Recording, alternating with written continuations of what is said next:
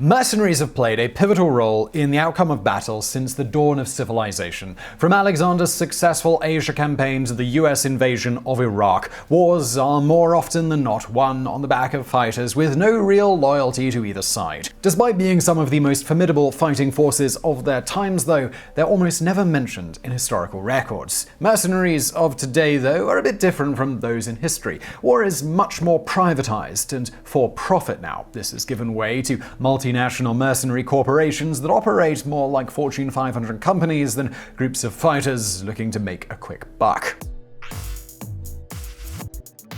Number 10. DynCorp. When it comes to America's various wars around the world, most of us think they're fought only by native soldiers from the National Army. The image of a patriotic American Marine dropping down into battle to protect what America stands for, or what they've been told it stands for in that particular war, is too strong to shake off. A big reason for that is American movies, which almost always portray fighting in a war as the ultimate show of patriotism. In reality, though, most of the fighting is done by for-profit private contractors who've grown quite rich in the past few decades due to how many conflicts America has been involved in, as you might expect. Out of a long list of all of them, and the list is really quite long, one of the most profitable of them is called DynCorp. Based out of Virginia, DynCorp has served as the backbone for US military operations in various countries through the years, including Iraq, Afghanistan, Bosnia, Kuwait, and Bolivia, among others. While its own website claims that it's an awesome and law-abiding security firm, in reality, it has been accused of various human rights abuses.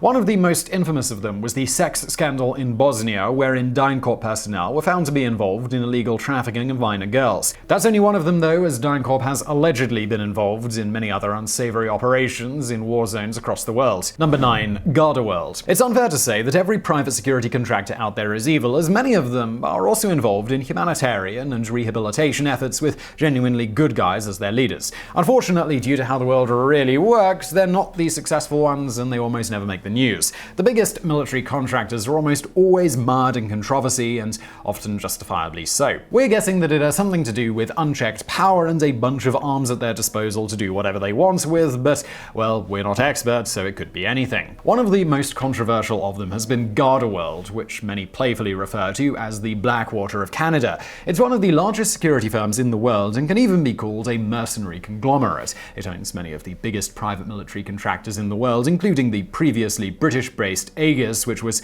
acquired at some point in 2015. If you can't put a finger on how you know that name, Aegis was recently under fire for having child soldiers from Sierra Leone and making them fight in Iraq. GardaWorld was also involved in a controversy in Afghanistan in 2012 when some of its employees were found in possession of illegal AK-47s. Number 8. Olive Group. In case you weren't aware, the Middle East is kind of a mess right now. Even if ISIS isn't as strong as it once used to be, the Syrian civil war is still going on, and it will be for a while until it's all sorted out. Because of that, business for many corporations operating in the region isn't as good as it used to be. In the most affected areas, the biggest problem is securing the assets of private companies, especially oil firms, and that job is usually given to the best of the best. Olive Group, one of the firms that specializes in protecting private oil interests from the likes of suicide bombers and rebel attacks, has been in Iraq since 2003.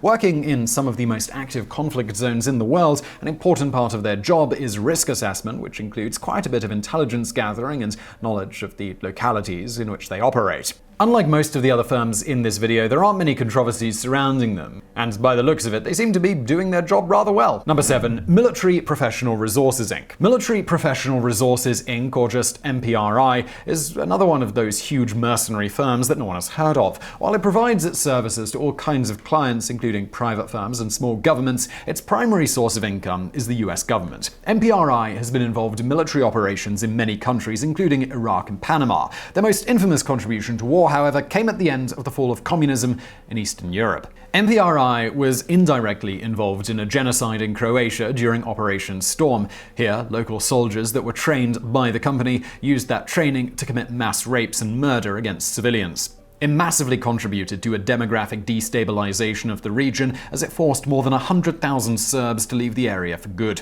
Unsurprisingly, no one from the firm has ever been charged with war crimes, and they continue to be one of the US military's biggest private security contractors. Number 6. Erinyes. Another one of the who's who of the private military world, Erinyes International is a security firm based out of the UK. The country is fast turning into a hub of multinational private security organizations, which isn't a surprise looking at how good business is right now.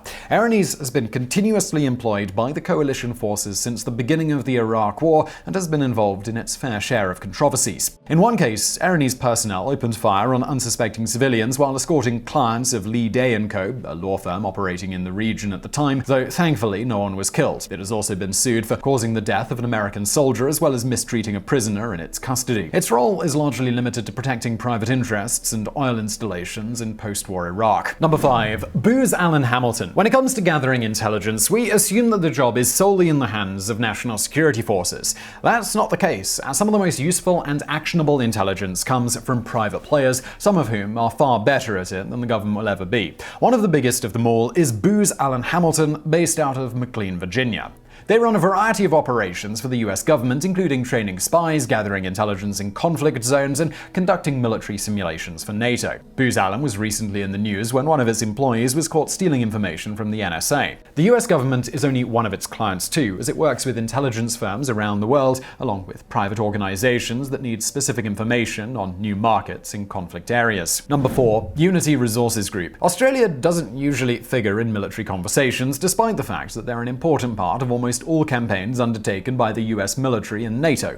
Like all the rest of America's allies, Australia has its own private military industry, and one of the biggest firms there is Unity Resources Group. With operations in Africa, the Americas, Central Asia, the Middle East, and Europe, almost the entire world really, it deals in risk management, advising local militaries, training, and aviation. Its most notable job is to protect the Australian embassy in Baghdad, which is a pretty hectic job if you know literally anything about Baghdad. They're regularly involved in minor skirmishes with local militant groups, which means they have to be damn good at their job to still be in business. Most of the personnel working there are Chilean war veterans who first made news when they killed a 72-year-old Australian professor for simply not stopping his car when they asked him to. Number 3. STTEP. ISIS has hogged the front pages of newspapers for so long now that we forget about another equally scary terrorist organization in Africa.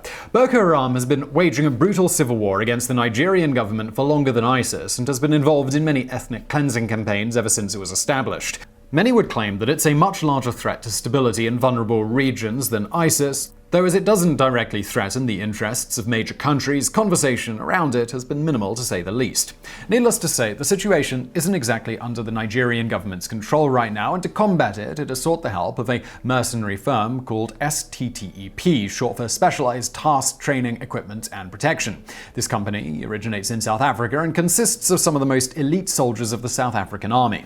While they have been involved in many direct fights with Boko Haram, they're officially there to only train the government forces. Because of the shadowy nature of the war in Nigeria, the full extent of the company's role is unclear, though if we know anything about the civil war in Nigeria, we're sure a few news pieces about their excesses would show up soon enough. Number 2. Gazprom. Unlike most other firms on this list, Gazprom didn't start out as a mercenary firm. It's actually a fairly huge oil and gas corporation in Russia, and it has roots in the Soviet era.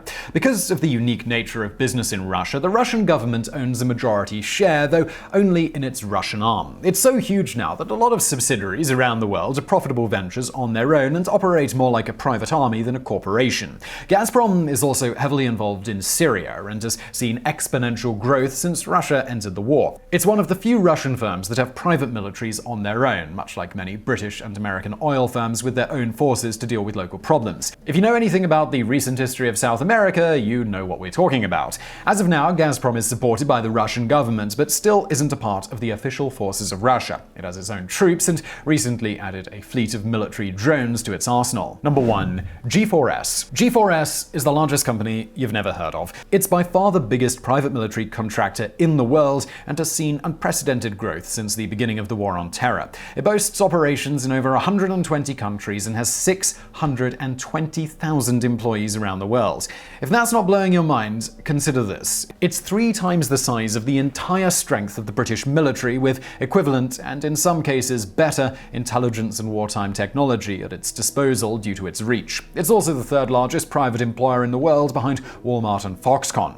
Like many of the biggest private military contractors, G4S is based out of Britain and provides a wide range of services to its many clients in various situations around the world. Many of its operations don't include heavy combat, as they also provide nighttime guards and patrolling officers. However, that doesn't mean they are not involved in dangerous conflict areas, as because of their size, they're pretty much involved in everything. So I really hope you found that video interesting. If you did, please do hit that thumbs up button below, and don't forget to subscribe. Brand new videos just like this every day of the week. When you're subscribing, make sure you hit that notification bell. Also, why not check out my other channel? It's called Geographics. It's a geography-based channel. If you couldn't tell by its name, there is a link to that below. Go over, check it out, subscribe if you want to, and thank you for watching.